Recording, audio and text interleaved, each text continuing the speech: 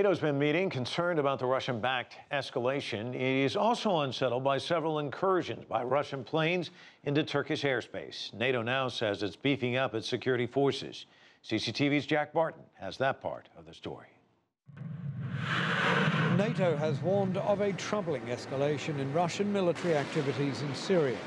The warning came at a ministers' meeting at the organisation's headquarters in Brussels, where NATO's chief insisted the alliance stands firmly behind member Turkey following violations of its airspace by Russian warplanes. NATO is able and ready to defend all allies, including Turkey, against any threats.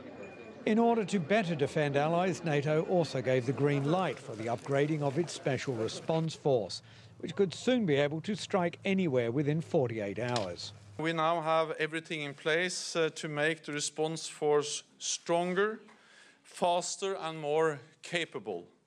This force will count up to 40,000 troops, and that's twice as many troops as the current level of the troops in the NATO response force. 2 more NATO headquarters in Hungary and Slovakia were announced, while member Britain confirmed it would rotate more troops into the Baltics and Poland for training and exercises. That is part of our policy of more persistent presence on the eastern side of NATO to respond to any further Russian provocation and aggression. The ministers gathered amid a deepening sense of crisis as Russia seeks a more assertive role on the world stage, diplomatically and militarily.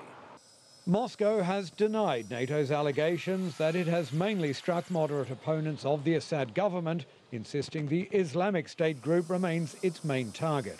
Russia's airstrikes in Syria have also raised concerns about accidental contacts between Russian warplanes and those flown by a US-led coalition that has been targeting the Islamic State for the past year.